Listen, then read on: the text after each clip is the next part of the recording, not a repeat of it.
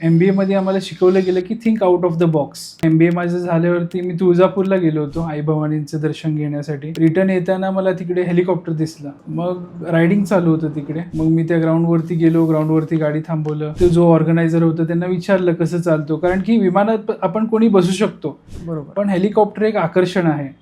आणि आम्हाला शिकवलं गेलं की think out of the box and कधी असं काम करा ज्या कामात तुम्हाला मजा यायला पाहिजे, काम करण्यासाठी आनंद व्हायला पाहिजे, तुम्हाला रात्री झोप चांगली लागली पाहिजे. ग्राउंडवरती गेलो आम्ही. ग्राउंडवरती गेल्यावर ऑर्गनायझरला भेटलो आम्ही तिकडे. म्हणलं की हे राईड आपल्याला सोलापुरात पण करायचं आहे, आणखी हे काहीतरी आकर्षण आहे. विमानात कोणी बसतो, पण हेलिकॉप्टरमध्ये बसण्यासाठी काहीतरी वेगळं करावं लागतं आपल्याला.